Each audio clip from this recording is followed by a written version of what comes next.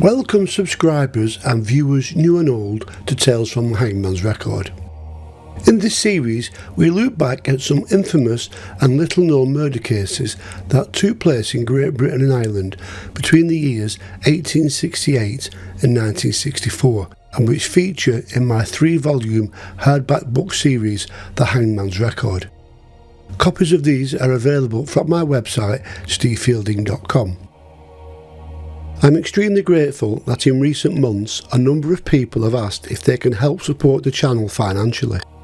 I have so far resisted running sponsored adverts, but if anyone wishes to help in some small way to offset the cost of making these videos, any donations are greatly appreciated.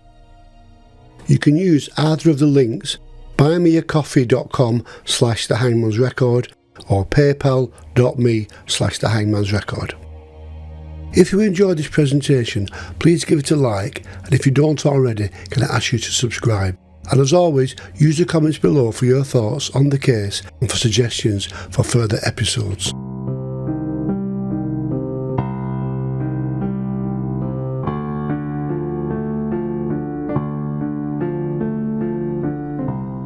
Like most seaports, Liverpool has always attracted a large immigrant population.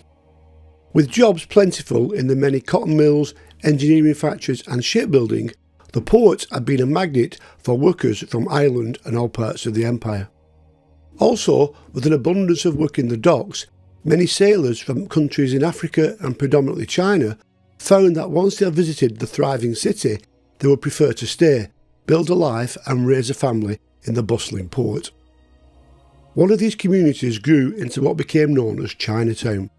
Populated initially by Chinese dock workers, but was to quickly expand to see them running cafes, restaurants, hotels, schools, and in the dockyards their own unions and representatives. Today's tale from the Hangman's Record is the story of one such man from this community. Popular and well respected not only by his fellow countrymen but throughout the neighbourhood, his whole life was transformed following an incident at the end of the First World War, and almost overnight his personality changed, leading him to eventually become a multiple murderer.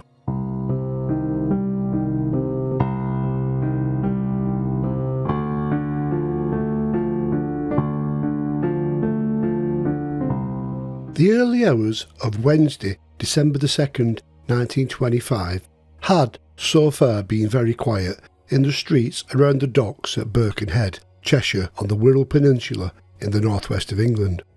A man arrested attempting to break into a locked garage, a fight broken up at closing time, and a couple of drunks shown the way home was about as busy as it had been before midnight, and officers on duty at Cleveland Street Police Station were busy catching up with paperwork and filling in forms and reports. Then the telephone rang. It was the Birkenhead Exchange connecting a call they had just received asking to be put through to the police. Sergeant Arthur Hamer picked up the receiver. "Tam shot, killed wife," said the garbled message.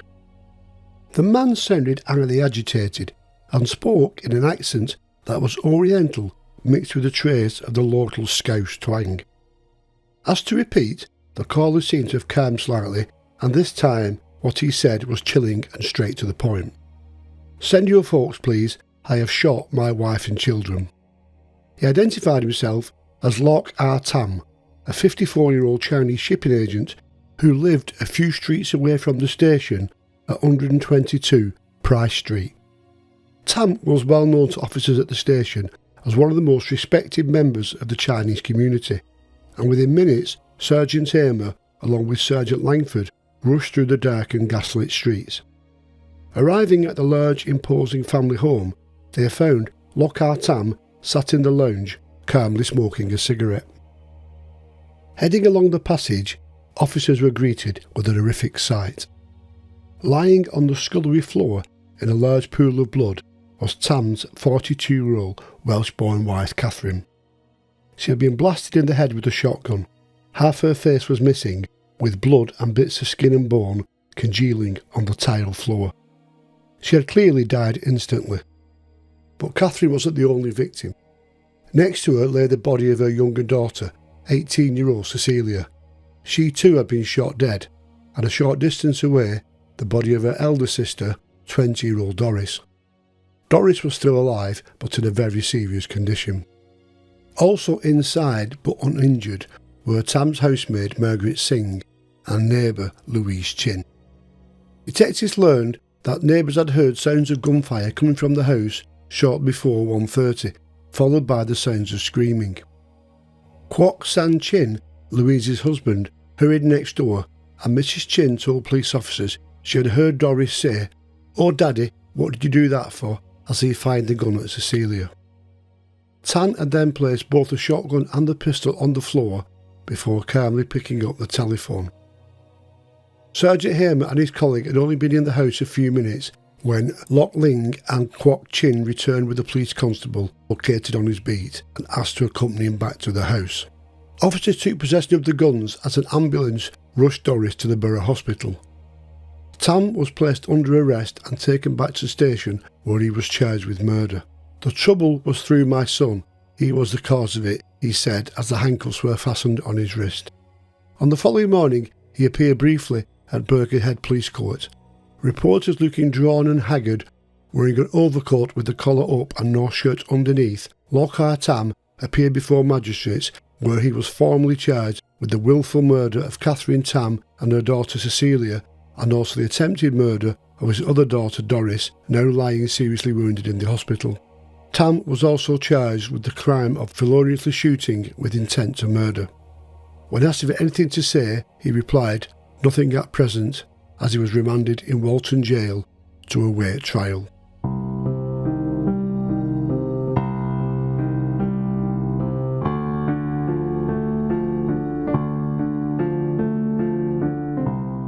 Looking into what had caused the murder, detectives discovered that Tam's 21-year-old son, Lock Ling, had arrived back in Liverpool just a few days earlier.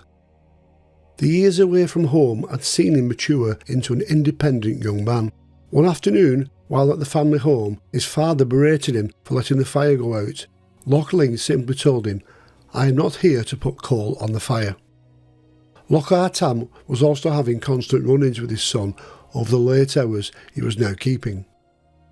Despite all this, Tam was happy to have his son back with the family, and Tuesday the 1st of December was his son's 21st birthday, and Tam had organised a family party. There was over a dozen guests at the gathering, and Tam was in good spirits, offering the traditional Chinese toast of fat choy, long life, to his son. The party broke up around midnight, by which time Tam had had a considerable amount to drink. Once the last of the guests had departed, he locked the front door and the family retired to bed. Soon there was noise of a quarrel coming from the parents' bedroom. Lock Ling dressed and went to investigate, and found his parents arguing, or rather Tam was shouting and bawling at his wife. The two girls had also dressed and gone downstairs. Housekeeper Margaret Singh also rose by the disturbance, peeped through the open bedroom door and saw Tam in the mirror, his face a mask of fury, brandishing a gun. She hurried off to warn Catherine, Doris and Cecelia, who were able to barricade themselves in the kitchen. Seeing that her father was clearly enraged, Lock Ling told the women to stay in the kitchen while he went to fetch business partner and next-door neighbour Kwok Sang Chin, who he felt would be able to calm his father down. As he went into the hall, the Chins were already at the front door. Kwang Chin followed Lock Ling outside in the search for a policeman. Tam then began to bang on the kitchen door, shouting for them to open up. The women refused, and after seemingly giving up trying to break into the kitchen, Lock Tam slunk off, leaving the three women to creep back into the scullery, where they thought they would be safer. A few minutes later, Tam came out of the bedroom, brandishing a shotgun with a pistol tucked into the waistband of his trousers. He stamped down the corridor until he reached the scullery door. He kicked it open and, pointing the shotgun at the cowering women, opened fire. The first shot killed his wife, the second his youngest daughter Cecelia, both dying instantly, while the final shots seriously wounded his elder daughter Doris. Lock Ah Tam then retreated to the parlour and, telephoning the police, sat calmly smoking his cigarette. After calmly placing the receiver, Tam told Kwok Chin to make sure if he was hanged that his body was interred in the family grave alongside his wife and with the rest of his family. On Monday the 7th of December, Lock Ling, along with most of the Chinese community in Liverpool, attended the funeral of Catherine and Cecelia Ah Tam. Notices for the tragic event had been posted all over Pitt Street, and a flamboyant cortege of 2 hearses and 20 carriages carried the 2 bodies down Flaybrick Street to their final resting place. On Tuesday, January the 21st, after holding on for more than a month with serious shotgun wounds to the head, Doris succumbed to her injuries, adding a 3rd murder charge to Tam's upcoming trial. She was buried alongside Catherine, Cecelia and little David, the Tam's youngest son who had died in infancy a decade earlier, in the family grave at Flaybrick Cemetery.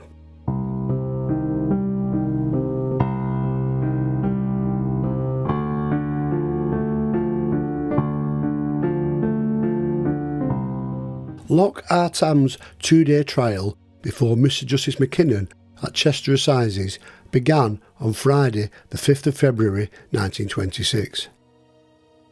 Sir Elias Griffiths KC led for the prosecution, whilst Tam's defence was to be handled by the celebrated counsel Sir Edward Marshall Hall.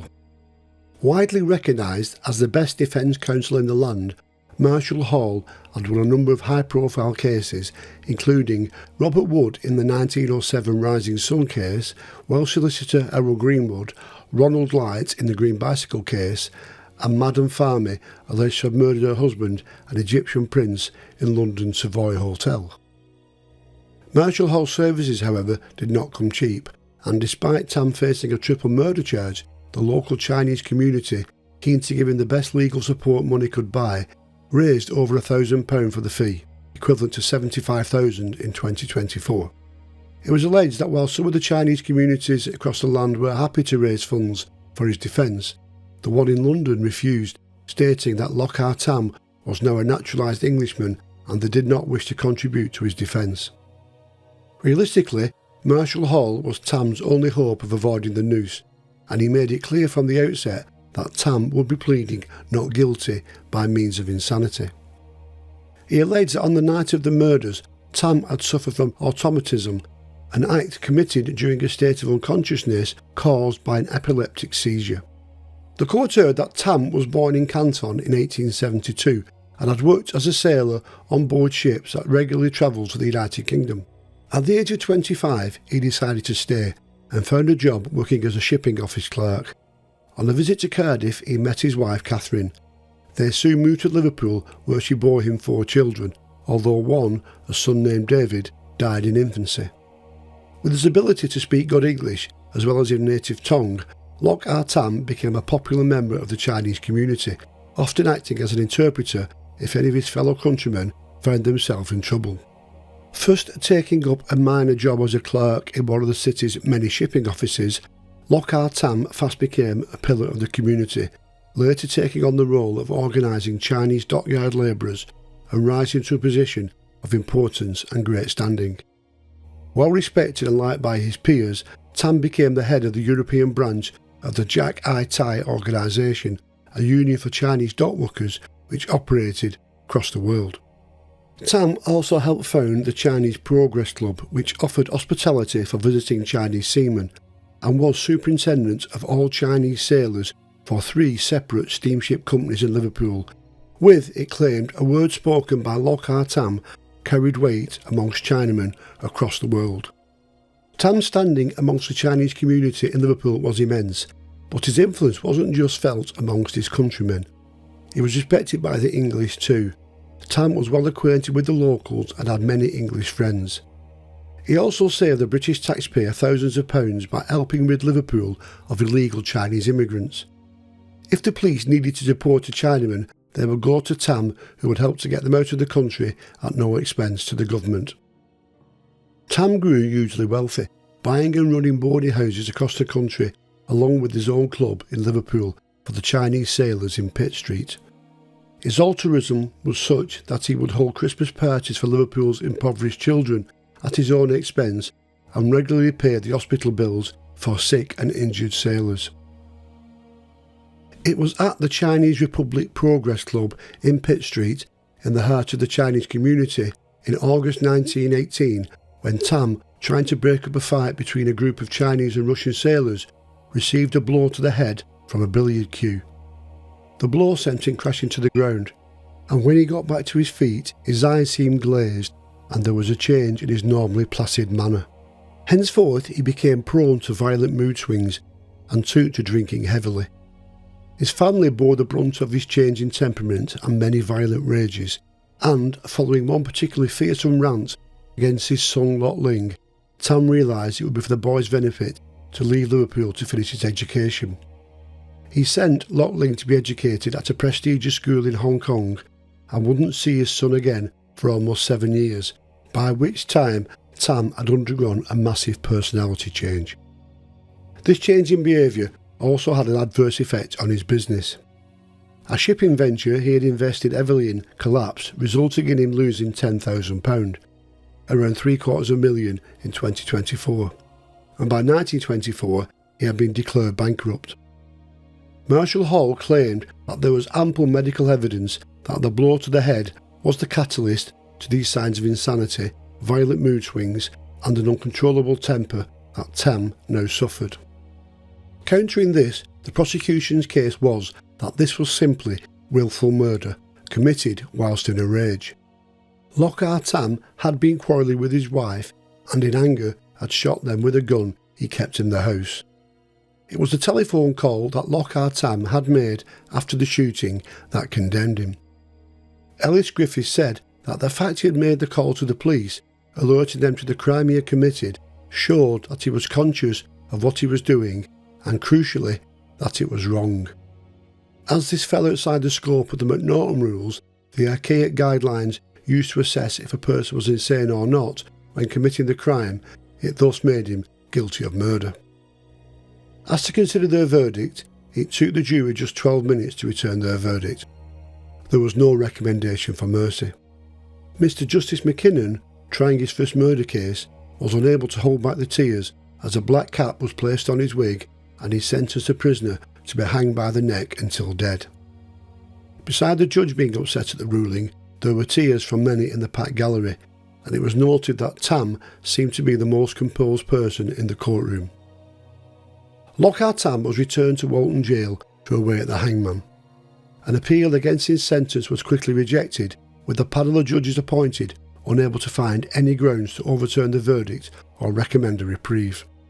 As he waited to be hanged, Tam wrote a letter of thanks to his solicitor, stating he did now know what he was doing was wrong, although he didn't at the time. If I have done wrong, they must do what the law orders them to do. Tam was allowed a statue of Buddha in his cell, and it was reported that he spent his last night in the prison hospital, having become unwell following his farewell visit. On the following morning he was returned to the condemned cell. Lock Ah Tam was hanged at 8 a.m. on Tuesday, March 23, 1926. William Willis performed the execution and, as the law orders, Tam was buried in unconsecrated prison grounds.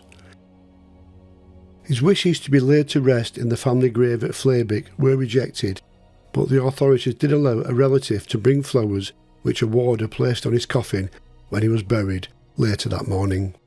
Lock Ah Tam was one of the last cases to involve the great Edward Marshall Hall, who died in the following year.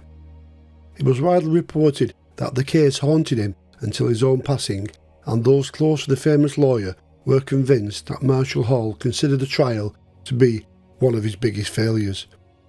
Finally, there are two strange coincidences connected to the case. A clock Lock Ah Tam had presented to the Chinese Progress Club many years before stopped working at around 1:10, the very minute Tam shot dead his wife on that fateful night. Also, the family cockatoo died at the age of 22. At almost the very same moment, Lock Ah Tam was sentenced to death.